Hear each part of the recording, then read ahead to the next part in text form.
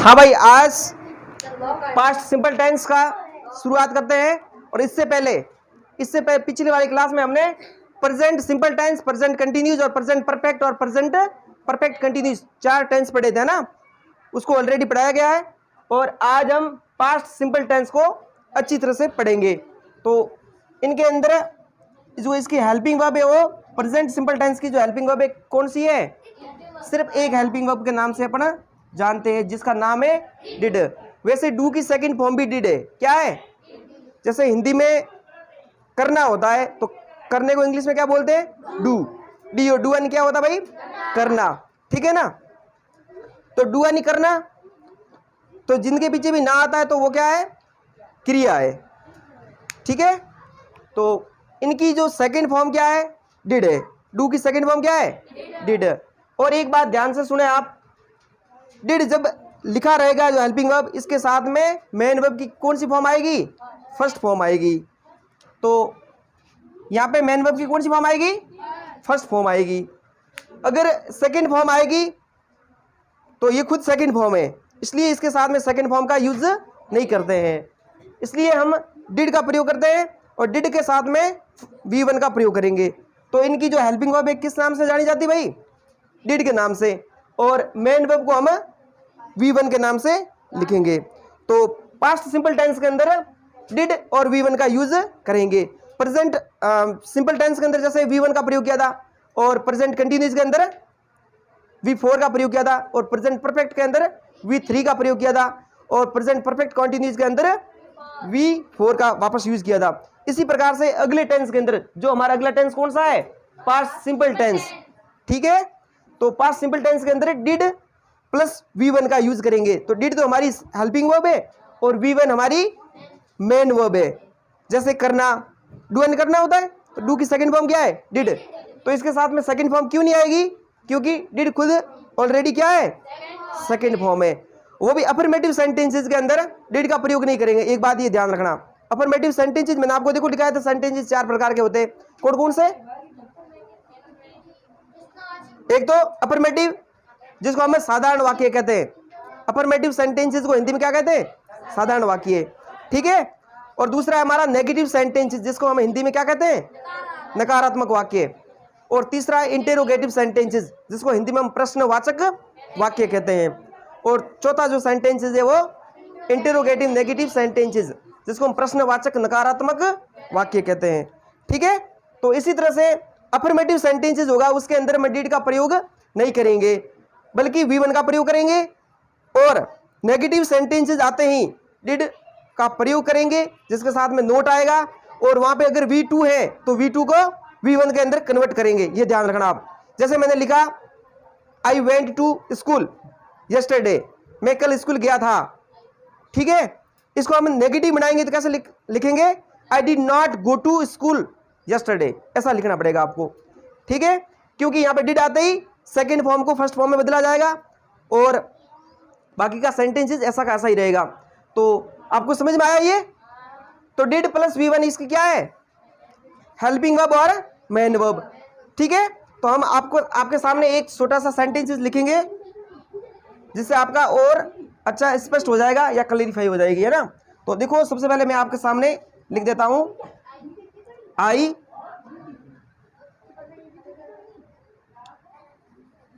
Eight food in the kitchen yesterday. ये हमारा sentences है। I ate food in the kitchen yesterday.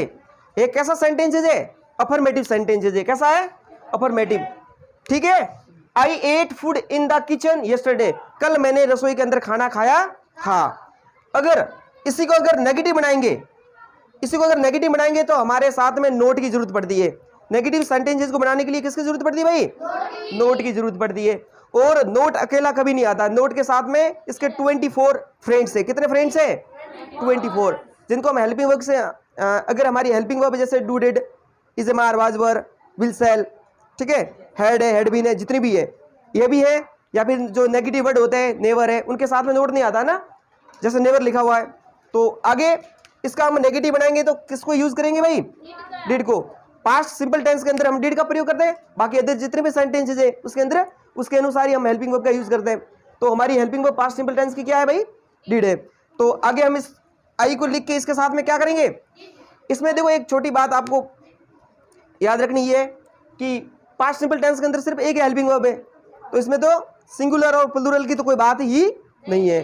अगर 2-3 helping verb होती है तो वहां पे जैसे इज एम आर, तो वहां पे आप सिंगुलर कौन सी प्लूरल कौन सी है वहां पे आपको यूज करना पड़ता है। लेकिन यहाँ तो सिर्फ डिड ही है, चाहे सिंगुलर सब्जेक्ट हो चाहे प्लूरल हो, सबके साथ में डिड का प्रयोग करना है। तो जब नेगेटिव बनाएंगे तब डिड का प्रयोग करना है, ठीक है ना। अफर्मेटिव में इसका कोई यूज नहीं है। अफर्मेटिव जैसे मैंने ये बनाया, I ate food in the kitchen yesterday, मैंने कल रसोई में खाना खाया था, ठीक है, तो इसमें डिड का प्रयोग नहीं हुआ।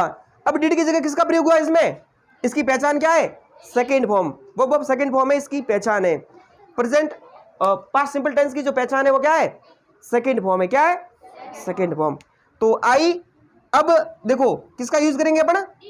डिड का। आई के साथ डिड हो गया, आई डिड। अब इसके साथ में नोट का प्रयोग, आई डिड नोट। अब एट की सेकेंड फॉर्म है, एट तो सेकेंड फॉर्म है, खुद सेकेंड फॉर्म है ना। इसकी फर्स्ट फॉर्म क्या है? एट की फर्स्ट फॉर्म क्या है? शाबाश। जैसे ई ए टी, ईटा नहीं होता खाना, और एट की सेकेंड फॉर्म क्या है? A T E, ate, A T E, ate. और थर्ड फॉर्म क्या है? ईटन। क्या है भाई? ईटन। तो ये कौन सी फॉर्म लगी हुई है इधर? सेकेंड फॉर्म लगी हुई है। और मैंने अभी थोड़ी टाइम पहले आपको बताया था कि हम डिड का यूज करेंगे तो सेकेंड फॉर्म का यूज नहीं करेंगे, क्योंकि डिड ऑलरेडी क्या है? सेकेंड फॉर्म है, ठीक है भाई। आई डिड नोट, इसके साथ में अब इसकी फर्स्ट फॉर्म क्या है? इट। तो यहां पे आप इट लिखिए, आई डिड नॉट इट फूड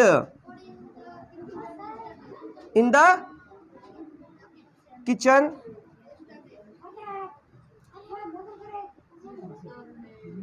तो आपको समझ में आया पास्ट सिंपल टेंस। तो इसी प्रकार से पास्ट सिंपल टेंस के अंदर याद क्या रखना है? Did plus V1। अगर डिड आएगा तो V1 ही आएगा, सेकेंड फॉर्म नहीं आएगी, ठीक है भाई। तो आगे इसी को देखो, चलो इसी को बना देते हैं ना। इसी को कौन सा सेंटेंसेस बनाया अभी? इंटेरोगेटिव बनाया। कौन सा बनाए? इंटेरोगेटिव। मूल सिंह हंस क्यों रहा है? देखो इसका इंटेरोगेटिव बनाएंगे तो सबसे पहले अपन क्या लिखेंगे भाई? हेल्पिंग वर्ब लिखेंगे। सबसे पहले हेल्पिंग वर्ब, डिड के बाद में आई, क्या आएगा? आई, और इसके बाद में इट आएगा। शाबाश। Did I eat food in the kitchen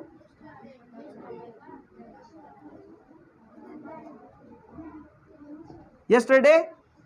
sign of interrogation. Did I eat food in the kitchen yesterday? क्या मैंने कल रसोई में खाना खाया था? इस प्रकार का हिंदी में सेंटेंसेस बनेगा। और इसी का अगर हम नेगेटिव बनाना चाहे तो एकदम आसान सा तरीका है, एकदम आसान सा तरीका है। डिड तो लगा हुआ है, आई भी लगा हुआ है, नोट सिर्फ यहाँ लगाना है। कहाँ लगाना है? नोट यहाँ पे। Did I not eat food in the kitchen yesterday? क्या मैंने कल रसोई में खाना नहीं खाया था? इस प्रकार से इसका इंटेरोगेटिव नेगेटिव सेंटेंसेस बनेगा। तो आपके सामने 4 वाक्य बन गए, अफर्मेटिव, नेगेटिव, इंटेरोगेटिव और इंटेरोगेटिव नेगेटिव। ये 4 प्रकार के सेंटेंसेस होते हैं। तो आपको पास्ट सिंपल टेंस के अंदर जब भी ऐसा कोई शब्द दिखे, एग्जाम के अंदर पूछा जाए और पीछे yesterday या last night, last day, next, जो भी है ना, इस प्रकार के आपके सामने कीवर्ड आएंगे और उसके अनुसार आप मेन वर्ब की फॉर्म भरनी है। तो ऐसी खाली जगह दे रखी होगी यहाँ पे जैसे ऐसे, उस खाली जगह में आपको भरना पड़ेगा। और ब्रैकेट के अंदर आपकी जो भी वर्ब है, ई ए टी, इट या जो भी है वो दे रखी होगी। तो आपको इस कीवर्ड के अनुसार इस के अंदर मेन वर्ब की फॉर्म बननी होगी, ठीक है। तो इस तरह से आगे हम सेंटेंसेस पढ़े इसी में। तो आगे देखो,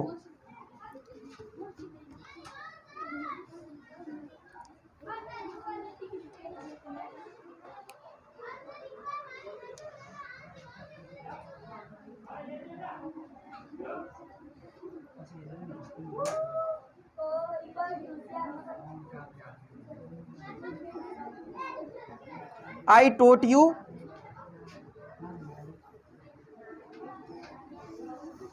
first chapter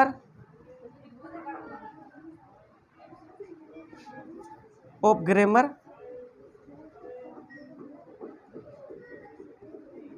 लास्ट सैटरडे। पिछले शनिवार को मैंने ग्रामर का एक चैप्टर पढ़ाया था। पिछले शनिवार को मैंने एक ग्रामर का चैप्टर पढ़ाया था।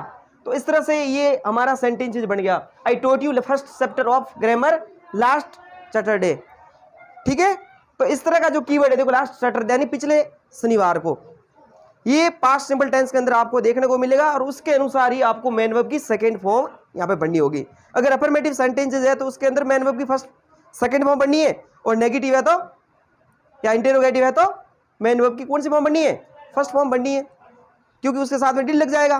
क्या लग जाएगा भाई? डिड लग जाएगा।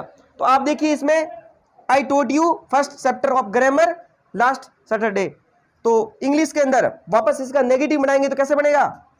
आई, इसके साथ में क्या लगेगा? डिड लगेगा। और आपको अभी बताया गया मैंने, डिड लगते ही सेकंड फॉर्म की क्या बन जाएगी? फर्स्ट फॉर्म बन जाएगी। तो टोट की फर्स्ट फॉर्म क्या है भाई? टीच। शाबाश। I did teach you first chapter of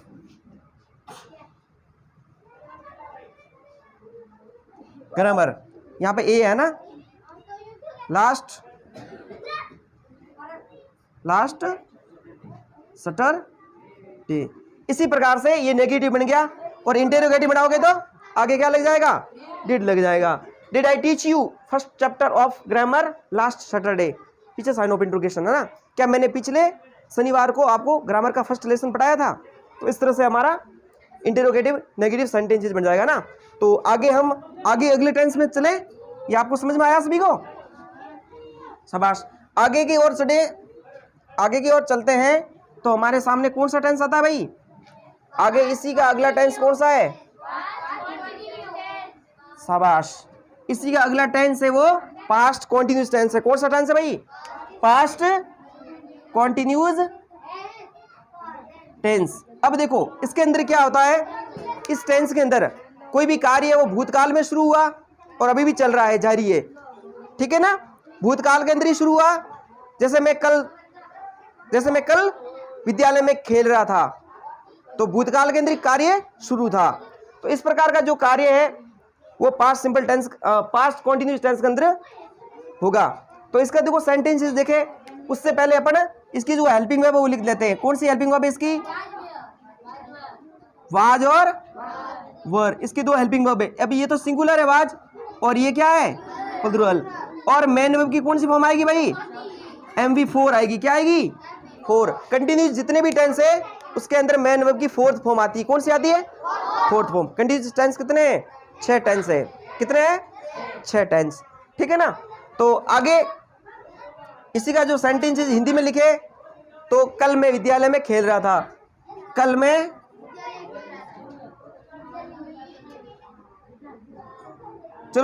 विद्यालय में खेल रहा था ना, मैं विद्यालय में खेल रहा था।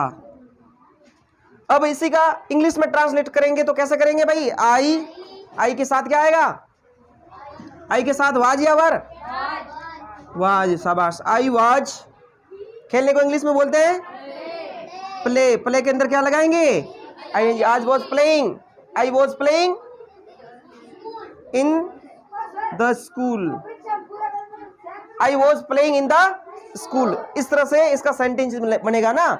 और कल अगर आ जाए, कल मैं विद्यालय में खेल रहा था, तो यहाँ पे क्या लिखेंगे भाई? यस्टरडे। ठीक है, I was playing in the school yesterday. कल मैं विद्यालय में खेल रहा था। इस तरह से जो सेंटेंसेस बनेंगे वो पास्ट कॉन्टिन्यूस टेंस के अंदर बनेंगे। आगे की और एक और सेंटेंसेस देखे, जैसे लिखो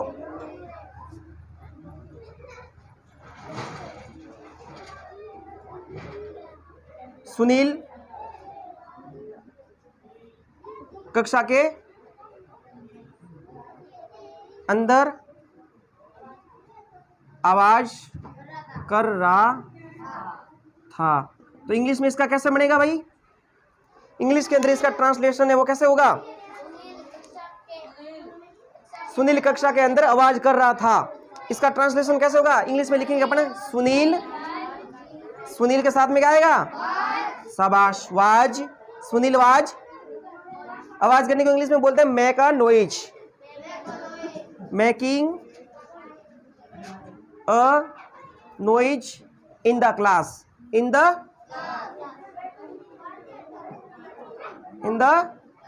क्लास। इस तरह से हमारे पास्ट कॉन्टिन्यूस टेंस के सेंटेंसेस बनेंगे, ठीक है। और इसी का अगर नेगेटिव बनाना चाहे तो इसमें हेल्पिंग वर्ब लगाने की जरूरत ही नहीं है, क्योंकि लगा हुआ है आज, आज के साथ में अपन क्या लगाएंगे? नोट। इसी का अगर हम नेगेटिव बनाए तो एकदम इजी है। Sunil was note making a noise in the class, ठीक है। इस तरह से हमारे नेगेटिव सेंटेंसेस बनेंगे। और इंटेरोगेटिव बनाना तो एकदम सा आसान तरीका है, उसी तरह से बनाना है जो इंटेरोगेटिव बनता है, ठीक है। तो इस तरह से हमारा कौन सा टेंस था? पास्ट कॉन्टिन्यूअस टेंस, जिसके अंदर वाज और वर दो हेल्पिंग वर्ब लिख दिए और MV4 लगेगी। तो आगे की बात हम अगली क्लास के अंदर करेंगे, ठीक है। ये आप सभी लिख दो।